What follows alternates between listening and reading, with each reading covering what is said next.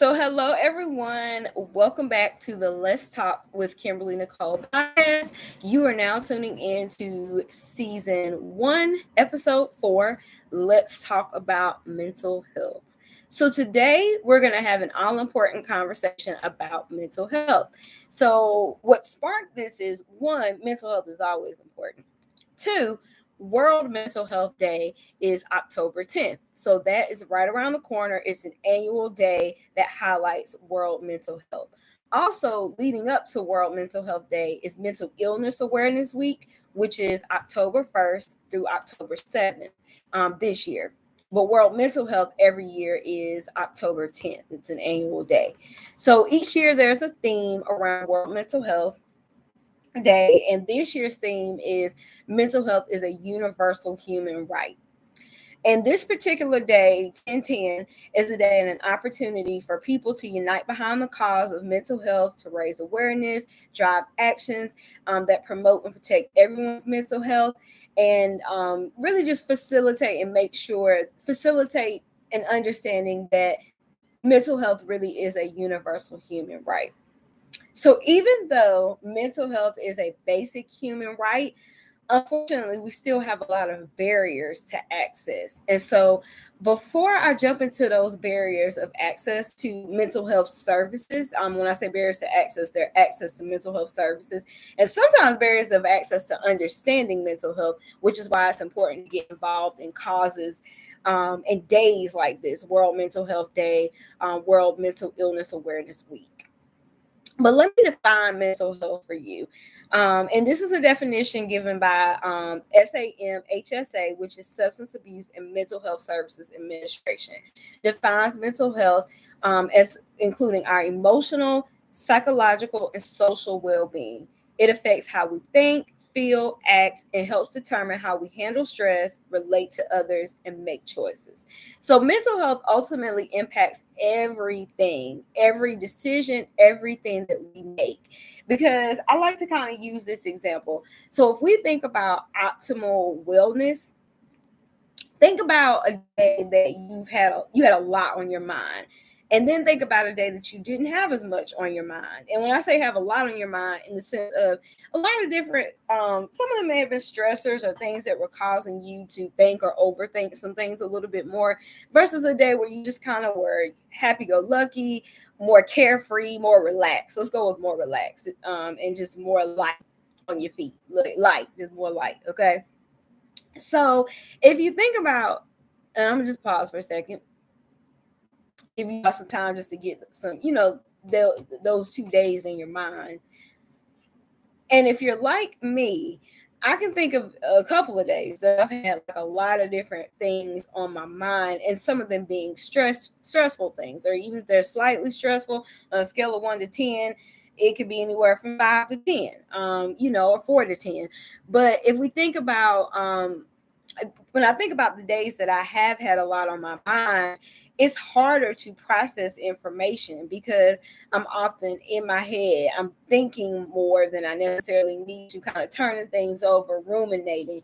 And then depending on what type of mood or emotional state that the things, that are on my mind put me in, that can really impact how my decision making and how I process things. So let me just kind of give a real quick example. So very recently, I was approached with an opportunity, and I had a lot on my mind at the time. I'm kind of big on, like, I feel like timing is everything, but I'm also trying to get out of that so much and trying to get to a place where I'm like, sometimes you just have to make something the right time, because it's not going to always feel like it's the optimal time, or you have to do it anyway, even if you don't feel like it's the right time. But that could be a whole nother conversation for another day, because I'm not discarding that timing is important.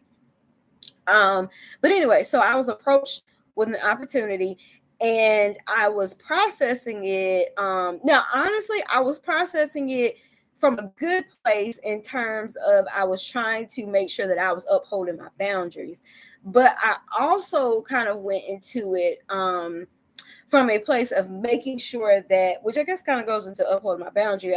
I was going to say making sure that I wasn't being taken advantage of, or that I was protecting myself. And maybe even thinking about coming into it like that, it could have also been seen as, kind of being on the defense just a little bit.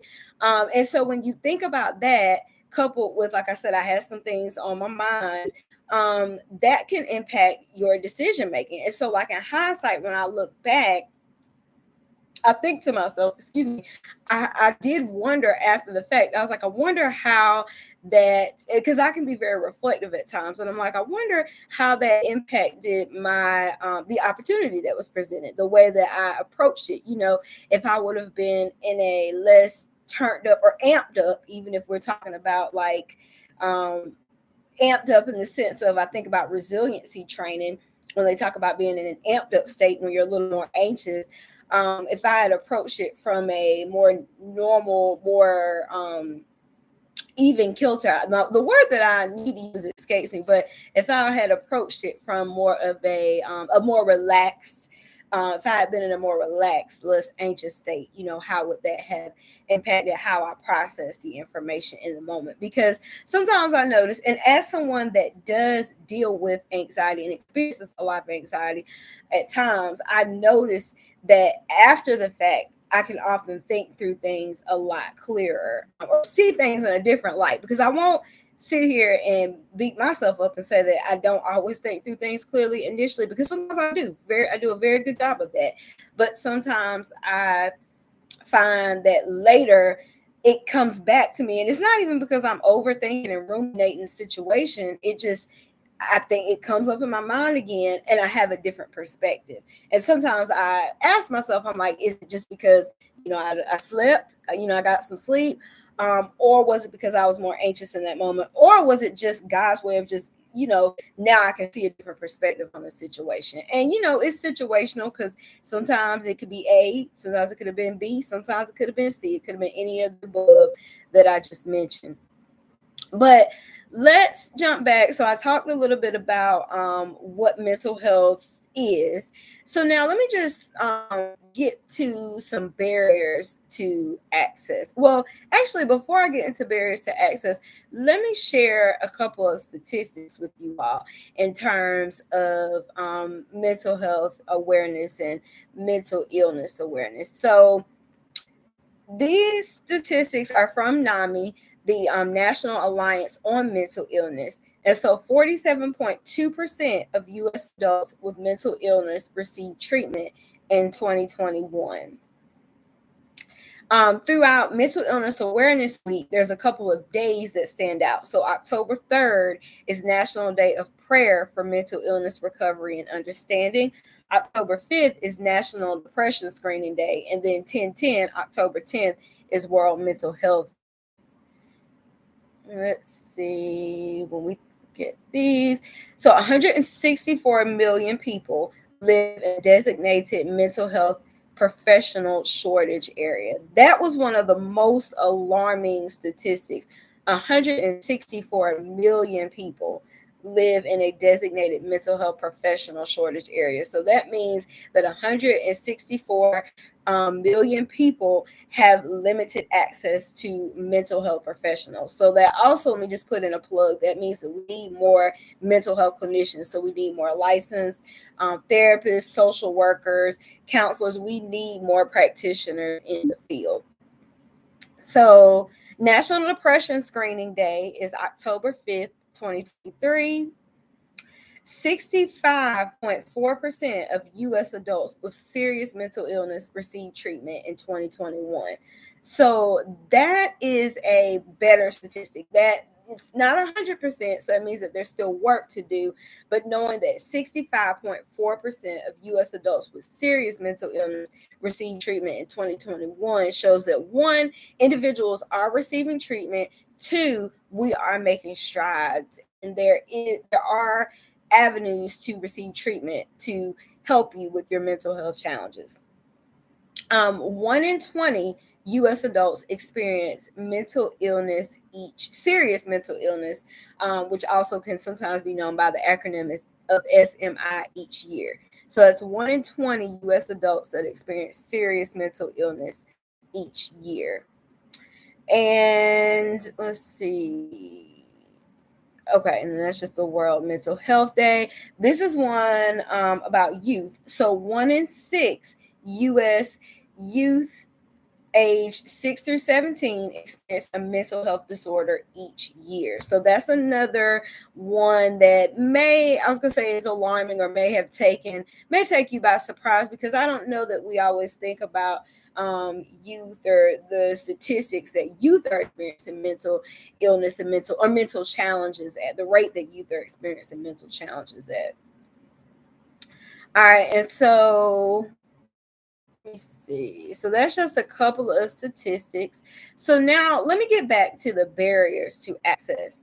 So when I read, excuse me, something flying around. So when I read this particular article, it was more so talking about rural areas. However, please know that these barriers can be applied to more than just rural areas. And I'll share 6 that was shared in the article. And so when we get into this information, you'll see how they can absolutely apply to rural areas, but sometimes they can apply to other areas outside of rural areas. So when we talk about barriers, the first one that came up was a desire to receive care. So this can be a mindset, or it can be a physical proximity limitation. So when we think about rural areas, and I grew up in a rural area. Excuse me today, my tongue's tied. And I can remember how it was just challenging to, get groceries sometimes, or to go to a city that had a lot of access. You had to travel at least 20, 30 minutes, sometimes more than that. So when you look at that, in rural areas, there can be a physical barrier, or even sometimes in non-rural areas, it could be an access barrier, because you're going to vet your practitioners. And so the practitioner that you may want may be in another city. Now, thankfully, telehealth helps with that now. That is one bright side or good thing that came out of the pandemic, was telehealth had to become a thing. So now a lot of practitioners are offering services through telehealth, and some of them are only offering services through telehealth as we come out of the pandemic. I was gonna say come out of the pandemic, because COVID is still real and out there. But as we come out of what is being labeled as the pandemic, there's still a lot of practitioners that practice that provide services via telehealth. Now, the other desire to receive care, that can be a mental barrier. Like, that can be either believing that you don't need it, believing that nothing is wrong with you. And sometimes I believe this, and I've actually seen this happen when individuals have lived with a mental health challenge for a very long time. And so sometimes they can have never received any type of treatment, or sometimes they could have originally had a practitioner, maybe even have been taking medication, and then either something happened, or they have a belief that the medication was not working or was harming them. And sometimes it may have been, and it may have been that they needed to seek their mental health professional to get another dosage, adjusted, or adjust the medicine, or try a different medication. But sometimes it is a mental thing. It can literally be in your head that and you have to think about it. This is already someone that's experiencing a mental health challenge. And so then they can have a bad experience and believe that, or they can have a bad experience or not even have a bad experience, and just believe that the medication or the person prescribing it was trying to harm them. So when that happens, sometimes they can step away from medication, step away from treatment. And if it's not something that they go back to and then they just continue to live their life, they can really believe that nothing is wrong and that they don't have a desire to get mental health services. So even when someone that they love and that they know loves them and genuinely cares for them and means the best for them is trying to encourage them to seek out mental health services, they still can have a lack of desire to receive care. And then another mindset, desire to receive care, could be faith-based communities. So sometimes we'll hear, just pray about it, just pray about it. And I say I am a big believer in the power of prayer. And I am also, because two things can coexist, a believer in the power of prayer and a therapist. Okay. Hello. Because I believe that some things, when we finish, get off our knees, or however we pray, we finish praying about it, we still have to take some action. We need to go to God about our mental health challenges. You can go to God and ask him to recommend a therapist to you. And because God really does care about every area and the smallest details of our lives. So if you go to him, you know you're experiencing some challenges, or you want to speak with someone to process some things that you're currently going through or have gone through, and you have the recognition that you you need to speak with someone outside of yourself and a licensed professional, then you can take that to God in prayer, and he will, you best believe, he'll lead you to a therapist. That actually was, I want to say, was a bit of my testimony as far as like getting into therapy. It came through. Now, I was not one, I was on the side of, I didn't believe that I could afford therapy. I believed in it, but I didn't believe that I could afford it. But through a conversation with a friend that was about something totally different, and then she just shifts the conversation and was just like, hey girl, you going through a lot. Know you got great friends, know you got a great support system. Have you thought about therapy? I'm like, yeah, girl, but I can't afford it. And so then she tells me who she goes to, and she gives me contact information. I call and I get the practitioner's last appointment of the year, because this was the end of December 2019. So that's when I began my journey. I had to debunk that myth of I can't afford it. Now, affordability of care is one of the barriers of access. And since I kind of segue there, I'll go ahead and jump into that one, because that is a real barrier. It could be no insurance, or your insurance does not cover services. So you can have those limitations, because think about it, like if you're not working, or if you're working and you're not working full time, you may not have benefits or healthcare benefits that cover therapy. And sometimes it can be a lot to pay out of pocket for those services. It can be a lot financially to pay out of pocket. Now, granted, some therapists, some mental health practitioners will offer a sliding fee scale. And so that can help individuals out in terms of being able to have affordable access to care. And I'll include some additional links in the comments just so you all can have these to refer back to. But affordability of care is a barrier to access. Transportation to care, so that can go into affordability. Really, that's another. So that's the third one. So first one was desire to receive care. Second barrier, affordability of care. Third barrier, transportation to care. So that could be no transportation or unreliable transportation. Or when you think about it, like if we're talking about rural communities, we go back to, you got that 30-minute drive to get somewhere. If you don't have access to reliable transportation, or you don't have transportation, then that can be a real barrier. Now, again, thankfully, telehealth can help with that barrier, because now we've come out of the pandemic, a lot of not clients, clinicians are providing services through telehealth. So that can help with you having to actually drive to see your clinician. Also, let me jump back to affordability of care. I do want to say that, let me put in a plug that currently, now this is as of the end October 2023.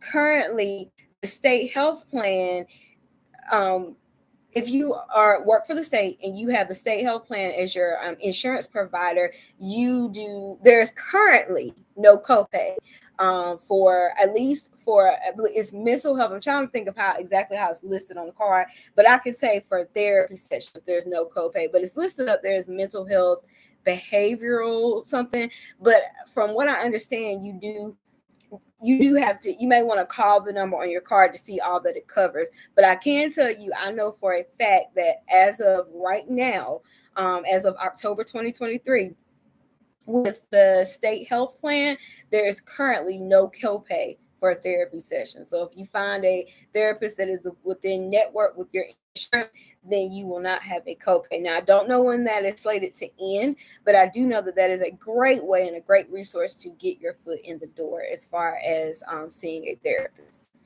And then a lot of, if you work for the state, or it could be other jobs too, a lot of organizations have EAP, or employee assistance programs, where there's practitioners that fall within that, and you can reach out to them and kind of try them out. I also like to sometimes use the term date therapist, just because the first one may not be a good fit, but you kind of have to go to a couple of sessions to know that. And so then you're going to have to go to those sessions, vet them, see if it's a good fit.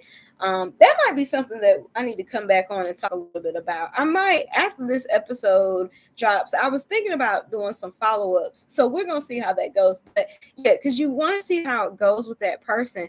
And if it really, and that can take some time. Or sometimes it can be an instant, or after maybe 2 or 3 sessions, you just kind of know that that's not a fit. Then you can continue to seek other practitioners through your company's EAP or employee assistance program. All right, so let's see, we got 3 more to go. So lack of anonymity when seeking treatment. This is a big barrier, both well, let me kind of reel this in real quick, and let me say this. So clinicians are bound by the ACA, or American Counseling Association Code of Ethics, to practice confidentiality, which means that nothing that is disclosed in a counseling session everything that is disclosed in a counseling session stays in that counseling session, with the exceptions of a few things.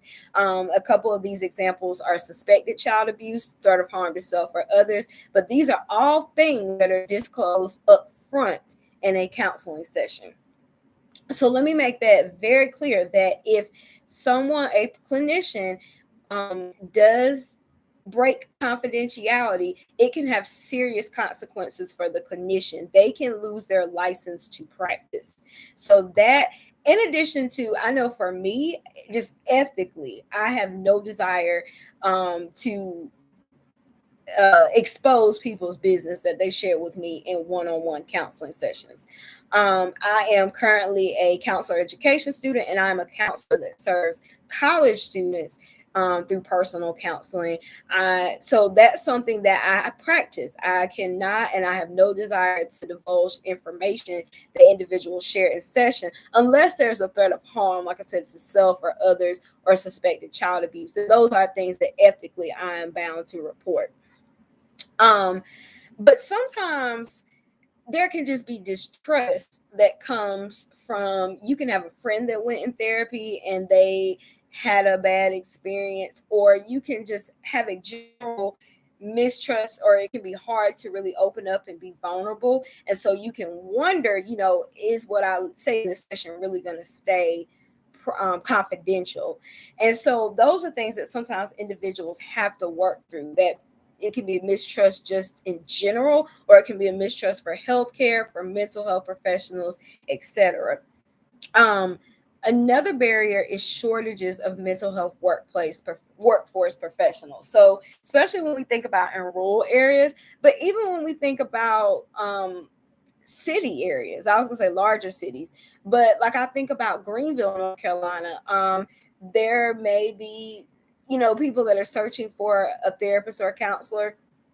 They may have experienced shortages, and Greenville is not a super small, it's not a rural area, but it's also not like a super metropolitan area either. But there are shortages of mental health workforce professionals. And so that's definitely a call to anyone that is interested in coming into the mental health field. Know that, the work is not light, but if you feel like you're called to do it, if you believe you're graced to do it, go for it and go the distance of completing your degree, completing all the necessary hours to become licensed. And that's something that I feel like I want to be a comfort to the general public, to know that when you are working with a licensed professional, they had to complete a lot of hours and training to get where they are.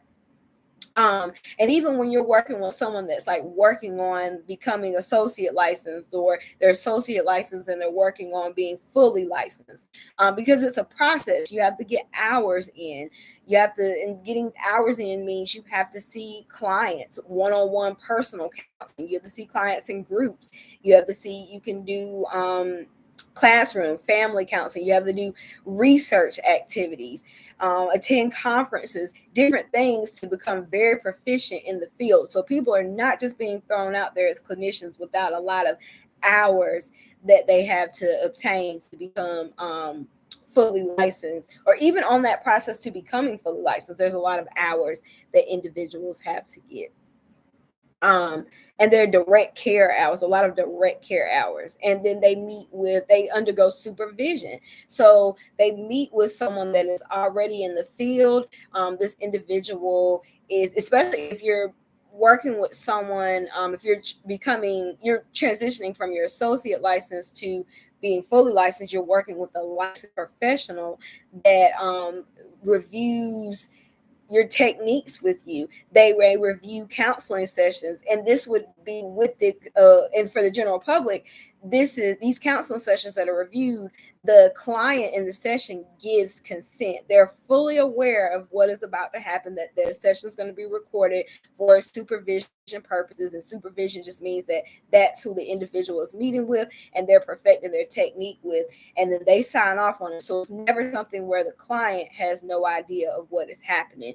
But I share this to share that these are things that individuals undergo when they are being prepared to become licensed professional, or licensed clinical mental health counselors.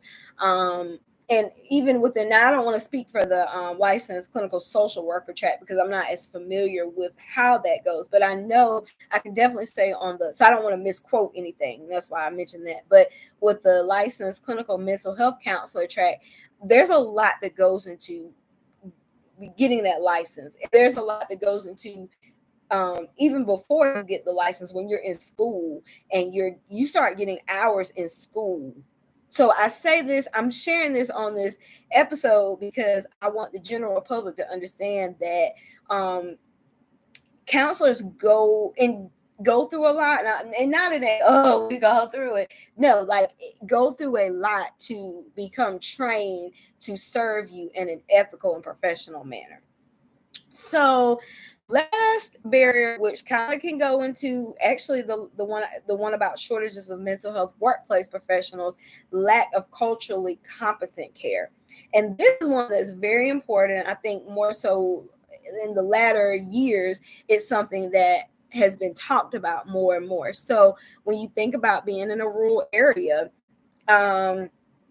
sometimes the clinicians and not just in a rural area, but this again was the basis of this article. So let me just take that up because this can really happen anywhere. You can have lack of culturally competent practitioners, and so that's a barrier because we are a very diverse population, we have a very diverse population. So when individuals are coming in, they want to know that they can connect with the clinician, and they also want to know that they connect with them, just kind of the vibe. I said the vibes are there. Like they connect with them on a level of, I feel like this is a safe space. I feel like this is a brave space, somewhere that I can speak up and I won't be judged. I can share my innermost. I can bare my soul, my emotional soul, and this person won't judge me. And also they want to know that the person gets them in a sense. And so sometimes individuals want to see somebody that looks like them because they feel like, okay, this person would get me. And even if it's not somebody that looks like them, they want to see somebody that they know, that they can tell, even though this person may not share the same background and experiences in ethnicity, but this person has some competence around my cultural experiences and around my ethnicity. Clients really want to know that because they want to be able to connect with you, because again, they're not building, they are bearing their emotional soul to practitioners. So this can be a barrier. If I go to 3 different sessions with you as a clinician and I just kind of feel like you don't get it, I'm probably not going to come back because I'm wasting, I'm going to feel like I'm wasting my time, wasting my money. Even if I don't have a co-fast, then I feel like I'm wasting my time. So individuals want to make sure that they can connect. So I'll also put those 6 barriers down in the notes. And I do want to wrap up and share just a couple of ways that a couple of resources or ways that we can really optimize our mental health. One thing definitely being, don't be ashamed to seek out mental health services. So I want you to know that if you are experiencing some challenges, mental health challenges, you can seek out a mental health practitioner. You can ask a friend for a referral. You can search on websites and look to find practitioners. So that's one big thing that can help you with your mental health. Sometimes the barriers that you may feel internally, you might have to overcome some of those barriers yourself to seek out services for your mental health. So I would recommend that my recommendation would be, praying about it. Whatever your spiritual practice is, meditating, whatever, pray and meditate, whatever your spiritual practice is, I would recommend that so you can get centered and figure out, what you need to do to overcome the barriers that you've built up around mental health and the stigma that you have around it. And it could be family stigma. So then you have to remove yourself from that group belief. If it's like all of your family that's like, okay, no, we don't do therapy, that's for crazy people, then see right there, that's stigma, because therapy is not for crazy people. Therapy is for anybody. Therapy is for everyone. Everyone can benefit from therapy if they go in with an open heart and mindset. They can benefit because you can be in a great state in life, but you have some things coming up and you want to plan and prepare and process and talk with a therapist about it. Or you could be noticing that you have some childhood trauma or some trauma that is impacting your current decisions. And so you want to speak with someone that's non-biased, because, family and friends, they know you. So, if you're talking with a mental health professional, that's somebody that doesn't know, initially they don't know you from Adam. Hopefully, and that's a whole nother conversation. But where I was going with that is, like, it's unethical to have your friend as your therapist. So even if they are a licensed practitioner, they don't need to be your therapist. So that's another benefit of having a therapist. That's someone that has no connection to you and they can help you process those thoughts. So self-care is another way to help you optimize your mental health. And I will tell you to refer back to, because I do want to wrap this up. I don't want to make this episode too much longer. I did an episode on self-care that dropped on September 1st. Yep, September 1st of last month. September 1st, 2023. So check that episode out. It has some great tips on self-care. And then last is the Calm app. So Calm, CALM.com. You can download it on your phone, your iPad, your mobile device, or you can log in on your computer and you can do different mindful meditations. So that's a way that you can begin to relax, calm your mind, relax your mind, settle your mind a bit. And these are guided meditations. On the Calm app, they have some free ones, but what they do right now currently is, like, I think it's a 14 day. It's a 14-day free trial. And so if you don't like it or you don't want to pay after or before the 14 days, you can cancel your subscription. But in 14 days, you can try out all of the guided meditations for free. And then, if you like it and want to continue it, they do a year membership, I believe. And that's around $70. And then a lifetime membership that is, I want to say, maybe $300 or $400. So if you don't want to pay, just cancel the subscription. Just, try it out and see what you think. And, if you want to, or, if you do like it and you want to keep it, go ahead and keep it. And maybe you have a group of friends, y'all can go in on it. And then you can all go in on the cost and all use it. But today I just wanted to come to you to just share a little bit about mental health, with it being World Mental Health Day coming up this month. And I definitely want to thank you all for listening to today's episode. And if I could leave you with anything, it's to understand the importance of your mental health. This episode, my hope was that it was just a seed that was sown into you to understand a little bit more about mental health, because I could have really went on and on, but I didn't want it to be a super long episode. It's already long enough. But I will leave some resources in the notes, and I will definitely I might have to do some type of follow-up, because mental health is a very important topic, and we don't just have to talk about it in May for Mental Health Awareness Month or October for World Mental Health Day. But again, thank you all for listening. If you did enjoy what you heard, or if you've been enjoying what you've heard, if you've been rocking with me, thank you. If not, hit that subscribe button at _let's talk wellness, and when you subscribe, you'll get notifications when more episodes drop and when more content of this nature comes out. So thank you all. The next episode, and just thanks for rocking with me. All right, y'all, bye.